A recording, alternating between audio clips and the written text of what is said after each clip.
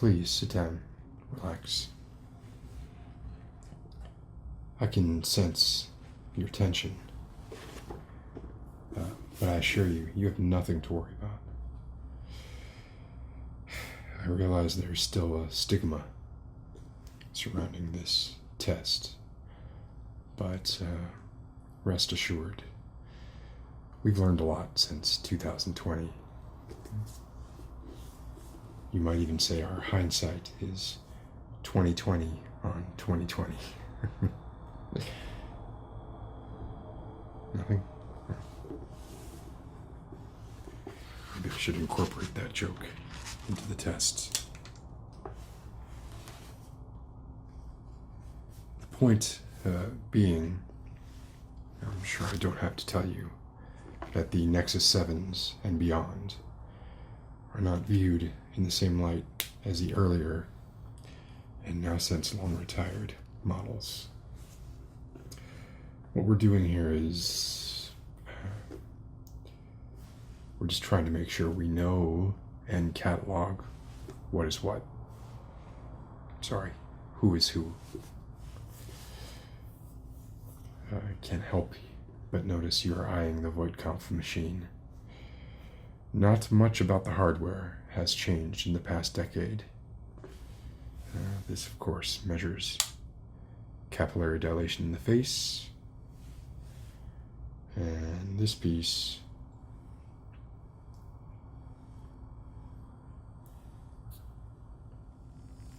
measures and records fluctuations of tension in the eye muscles. That's key.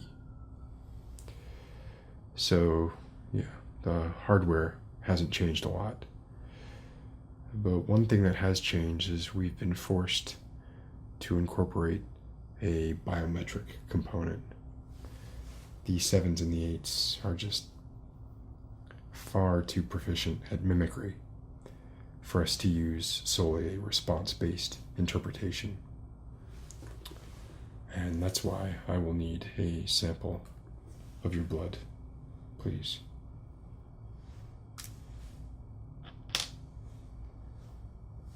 You can do this yourself.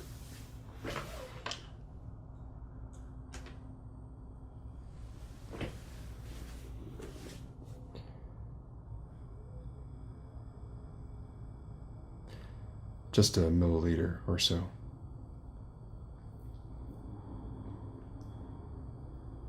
That's fine. Thank you.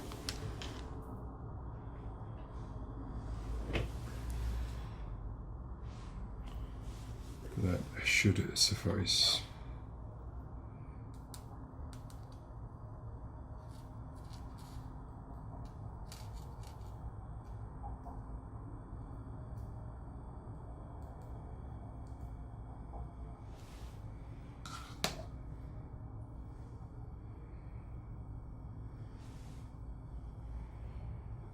And now I just need to have a look.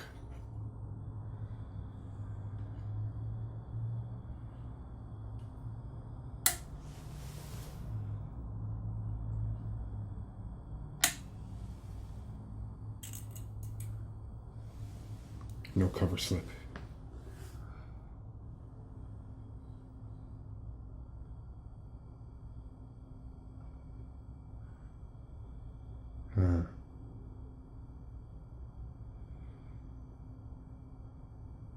Fascinating.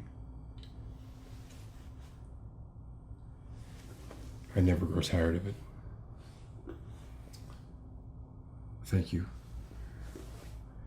Catalog that.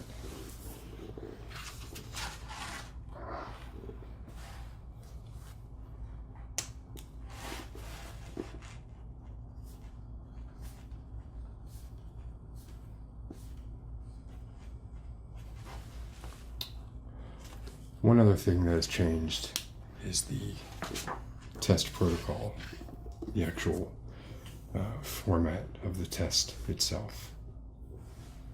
The previous method employed asking a question, waiting for an answer, judging the response.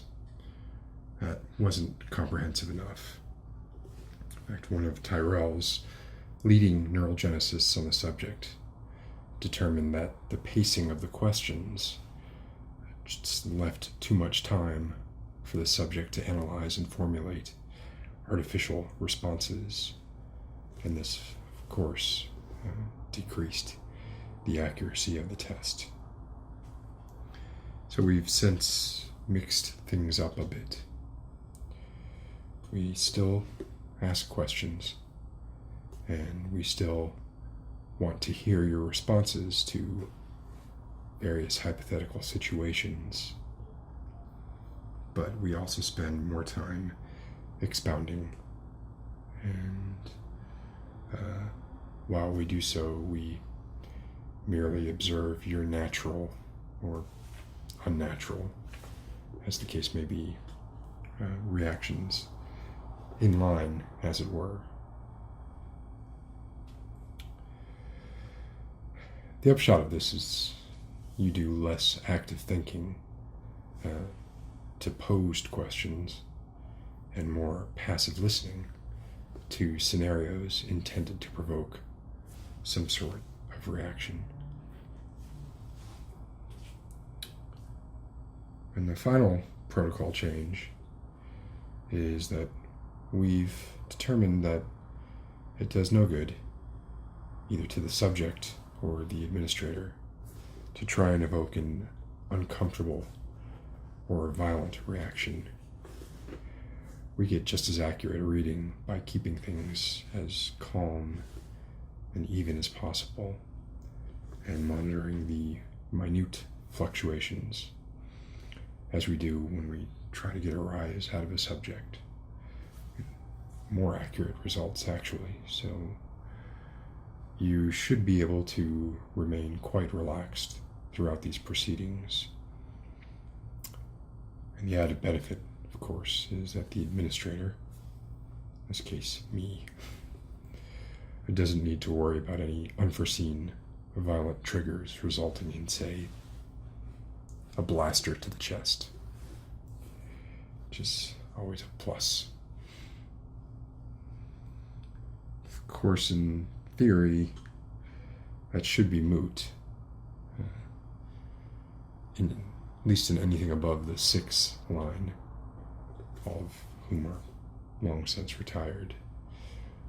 Any newer models follow the Asimov laws of robotics, which, as I'm sure you know, means they can never directly harm or through inaction allow a human to come to harm. That's embedded at the basis level of their firmware. So why, you might be thinking, do we need this test at all? Why do I not instead hold a scalpel over my wrist, try to make a cut, and see if you're compelled to stop me, assuming we informed you beforehand that under no circumstances were you to try and stop me. But if you were a replicant, that would not override the lower level code that consists of your fundamental law. So there, in theory, we'd weed out the humans from the replicants. Those who try to stop me from cutting myself are replicants, and those who do nothing are human.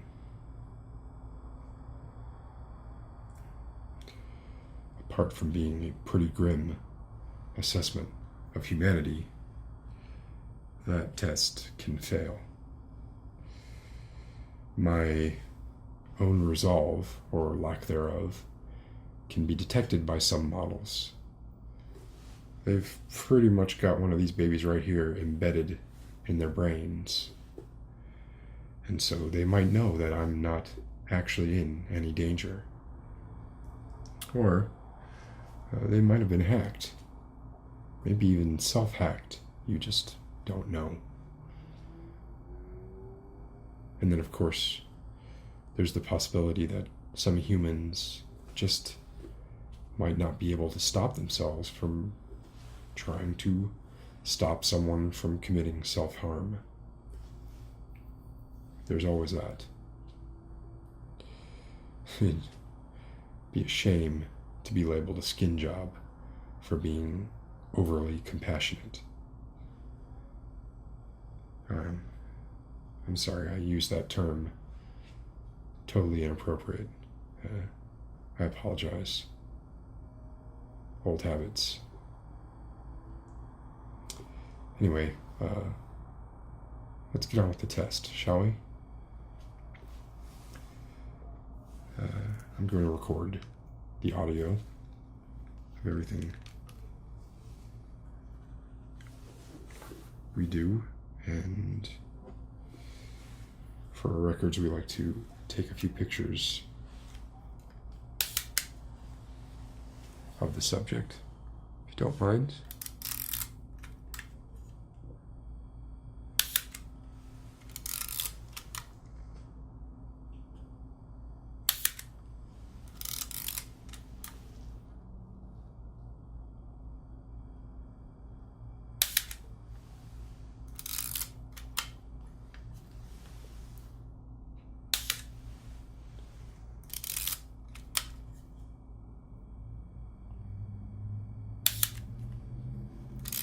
And one more.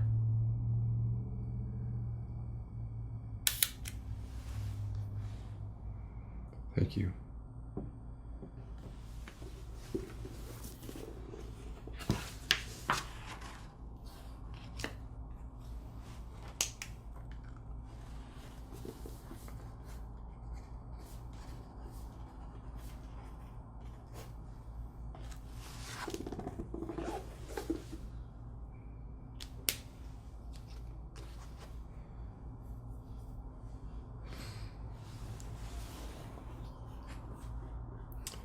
So the protocol starts now.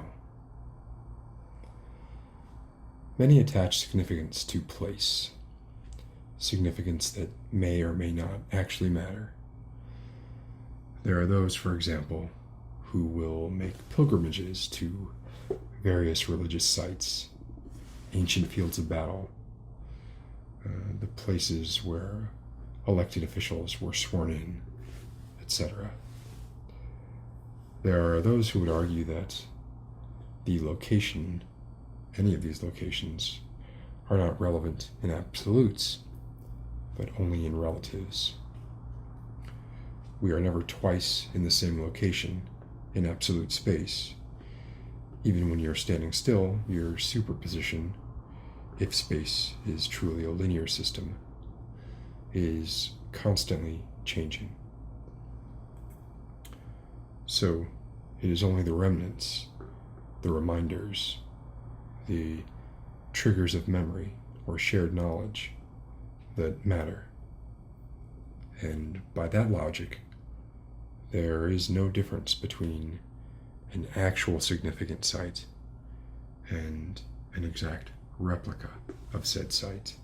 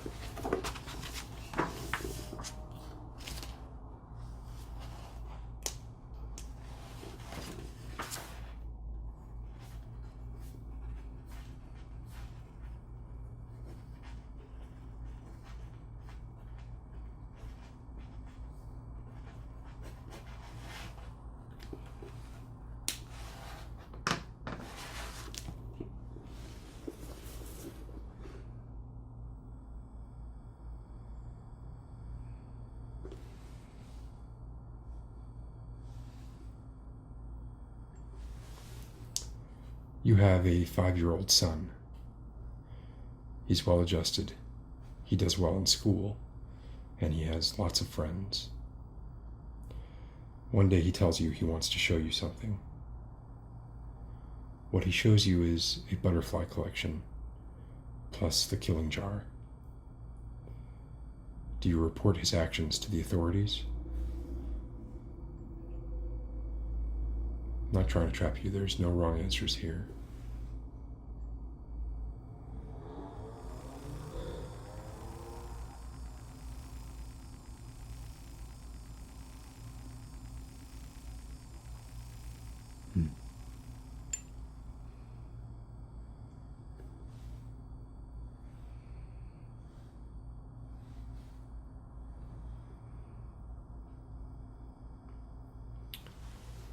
Let me show you some pictures.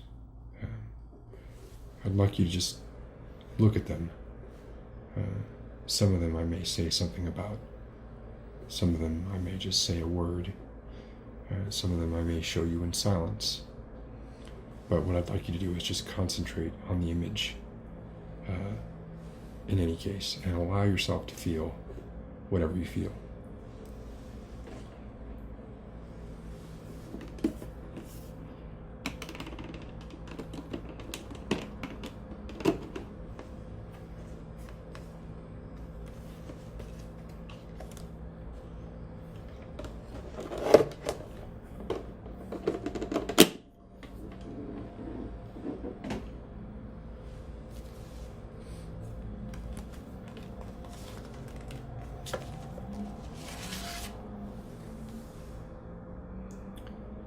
The first image. It's the original model of the Voight-Kampff machine.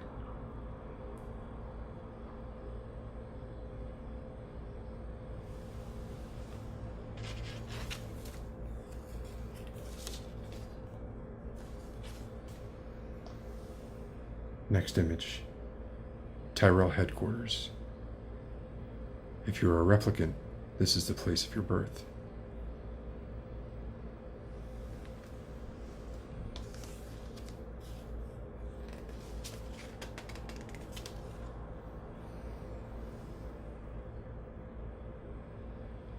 Loneliness, isolation,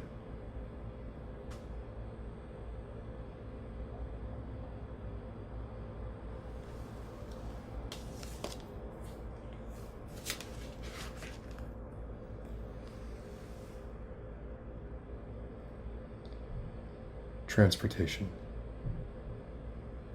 position, the importance of place,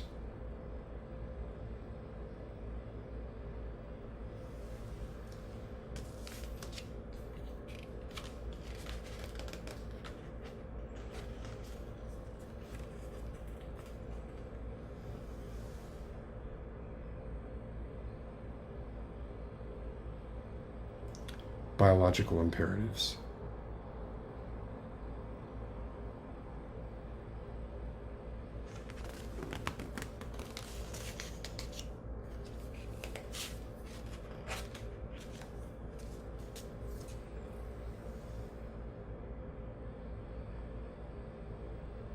community, overcrowding,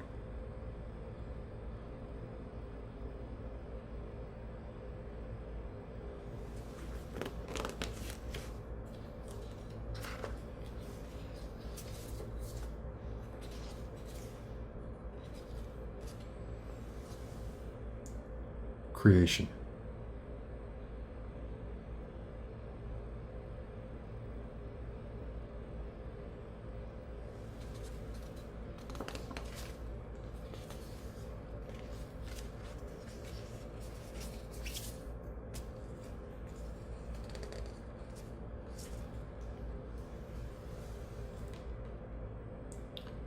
cultural differences,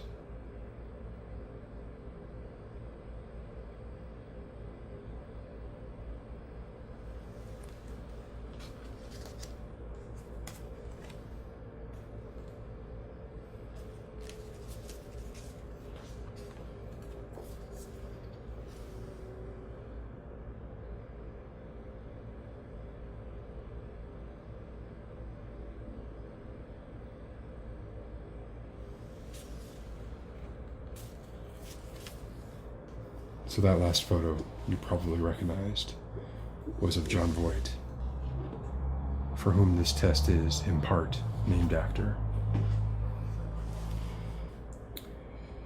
He aided in the development of replicant identification when it came to light that his daughter was, in reality, a Nexus 1 pleasure entertainment model.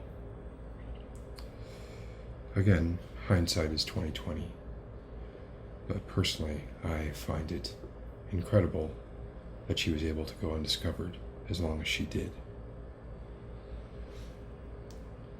The Nexus Ones called attention to themselves, and the robotic engineers hadn't yet worked out what came to be known as the smug factor.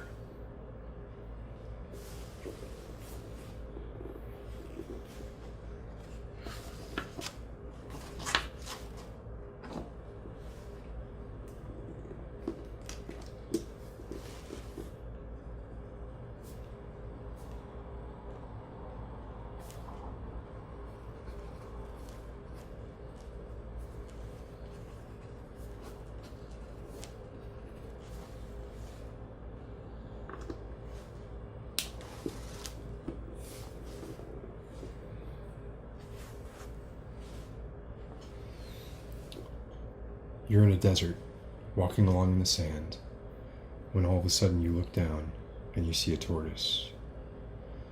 It's crawling towards you. You reach down. You flip the tortoise over on its back. The tortoise lays on its back, its belly baking in the hot sun, beating its legs, trying to turn itself over. But it can't, not without your help. And yet, you're not helping. Why is that?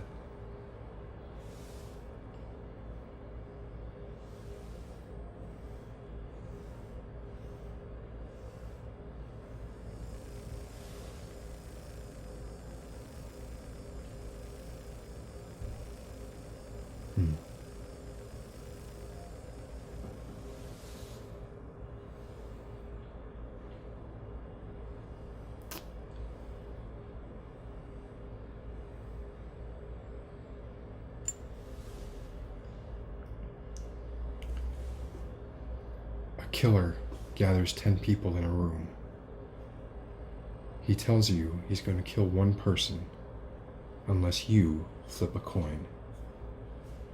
If you flip the coin and call it correctly, he won't kill anybody. If you get it wrong, he will kill 2 people. Do you flip the coin?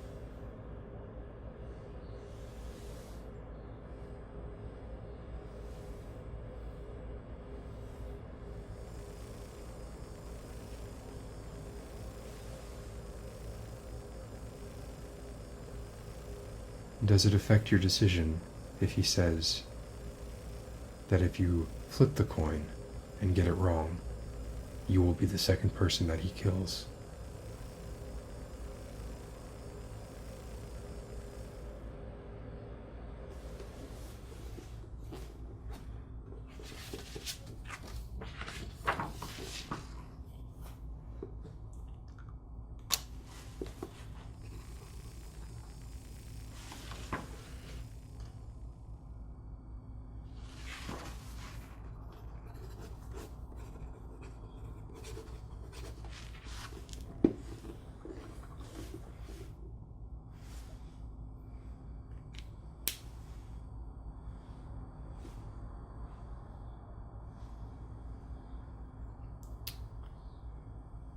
There are people who claim to feel time in a tactile way.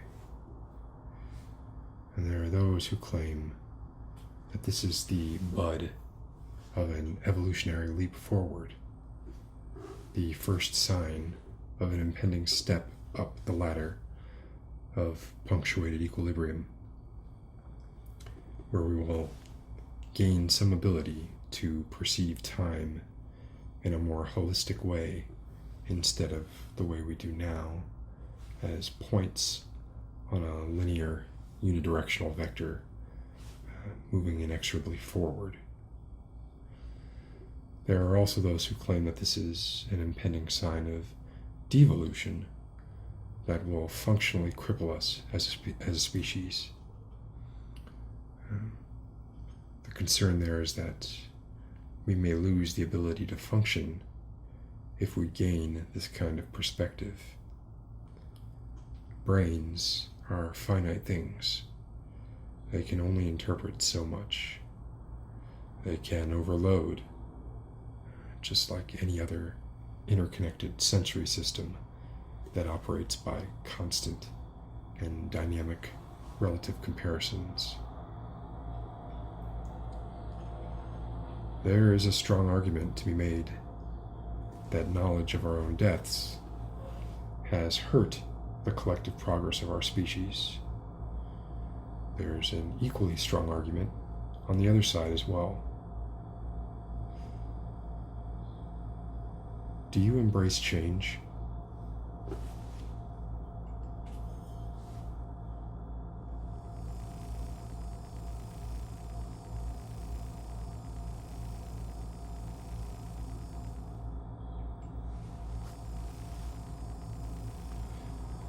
Do you fear change?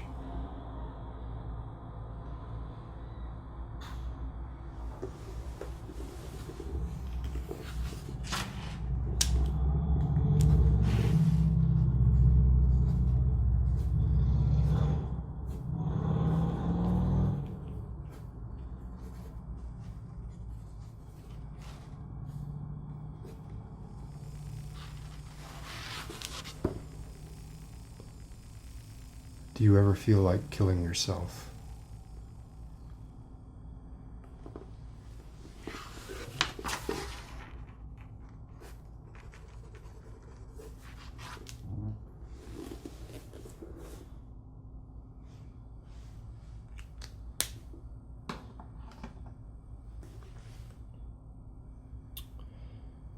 Laws exist to facilitate a smoothly operating society. People need to agree on a set of rules and adhere to them so we don't find ourselves at loggerheads. However, from one point of view, laws are only useful insofar as they actually aid society, and therefore they are open to interpretation by their adherents. At one end of the spectrum would be the situation where you find yourself at a red light in the middle of nowhere. Your line of sight informs you that there isn't another car around for miles, and the light is not turning green. At what point do you decide to shirk the letter, but not the intent of the law, and proceed through the red light?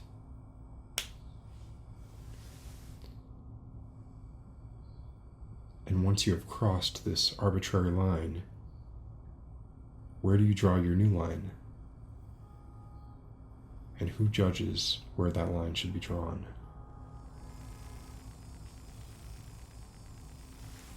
Surely not every member of a society is equally equipped to do so.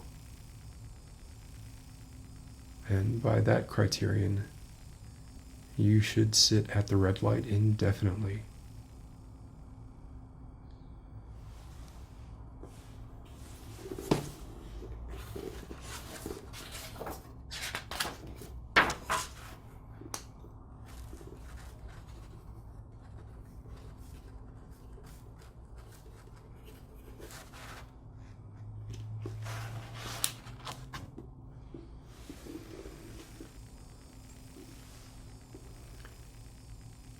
Do you find any value in art?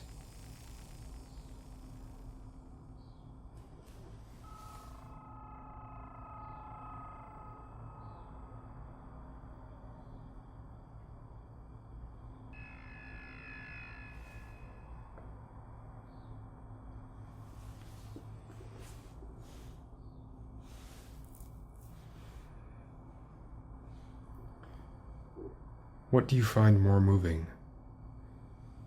given that they are both equally beautiful. A sunrise or a sunset.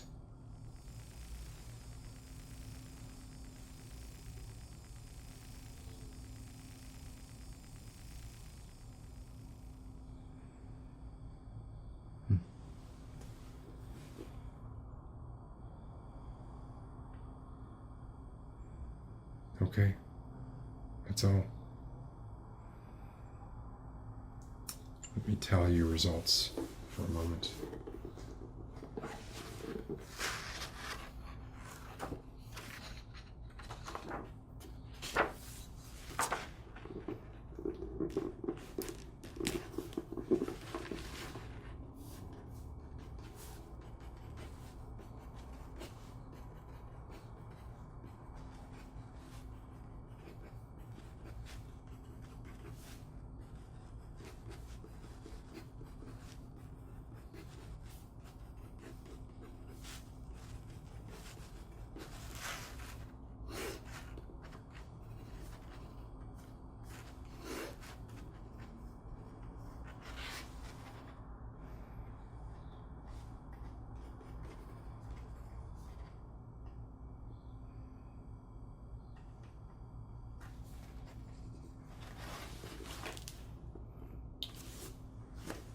You are a Nexus 8. I'm glad. As you're aware, had you been human, I would have had to terminate you. But look at me, presuming to tell you something about the Great Retaliation. Being an 8, I'm only a 7. The 8s. Long lifespan, strong skeletal structure, striking physical beauty. You'll outlive me for sure. And your memories were procedurally generated. Mine were implants, so somewhere out there walks a person who has the same memories I do, whereas you are truly a unique individual. With luck, maybe someday I'll actually get to test the human my memories were seeded from. I'd take great pleasure in retiring him. I'd like to become unique myself.